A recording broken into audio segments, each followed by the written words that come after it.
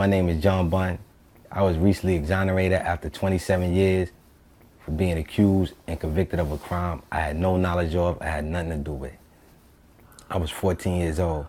I'm an innocent man, Your Honor, and I have always been an innocent man, Your Honor.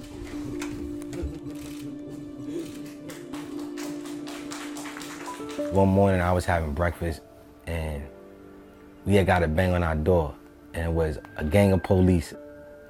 They rushed into my home and they started saying I was involved in a fight and a robbery, and they wanted to take me down to the police station for questioning. August 13th, 1991, Crown Heights, Brooklyn. 2 off-duty correction officers were ambushed. Police say the 2 gunmen forced the officers from their car, shot them, and then stole the car. They took me down to 77 Precinct. The interrogation was actually led by a rogue detective by the name of Louis Scarcella, and he was threatening me, telling me that I was never coming home if I wouldn't tell him what he wanted to know. He put me in a lineup with grown men. He made me sit down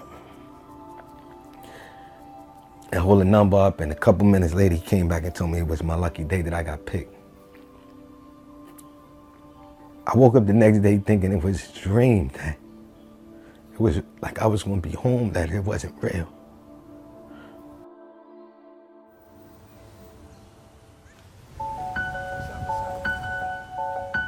This is where they say that the officer, the correctional officer, was shot and killed. The case was worked by the now disgraced NYPD detective, Louis Scarcella.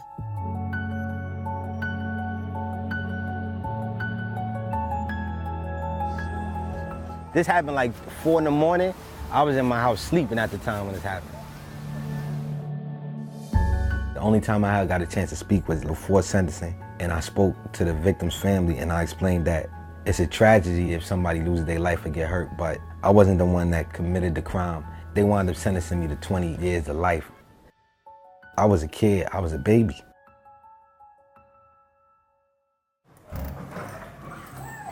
When they sent me to prison, that was like one of the most scariest feelings I ever experienced.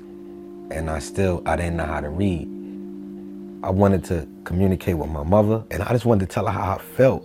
And that motivated me. I started with like dictionaries and children's books. By the time I was 17, they was also sending me to state prison. So I got my GED and I graduated to state prison.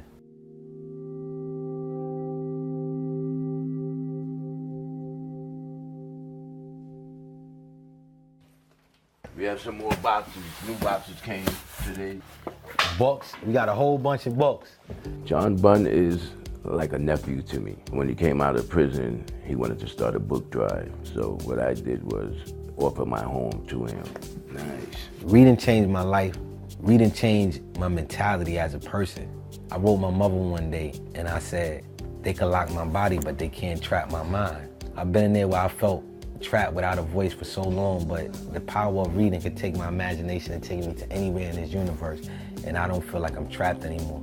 In order for me to push forward, I dedicated myself to a literacy program which I started called A Voice for Unheard. Psychology, physical therapy. Just look at the type of books that we got. John started a library on Rikers Island in the prison, and he gave over 20,000 books.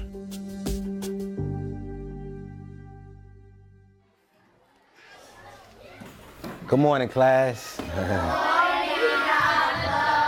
How y'all doing?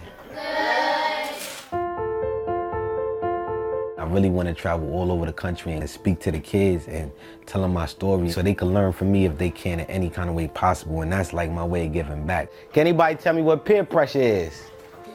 What's peer pressure? I consider myself a warrior. I don't consider myself weak. I feel like I can adjust to almost any circumstances after I done been through what I've been through, and I could survive it. Let's get a group hug, y'all. One group hug. When I go in them classrooms, when I'm with them babies right now, I'm a symbol of leadership to them. There's no greater feeling than me feeling like I'm existing for a purpose, and this is what gives my life purpose right now. Through my adversity and through my misery, I think like God has presented me with a blessing. So through my nightmare, I usually say I found my dream.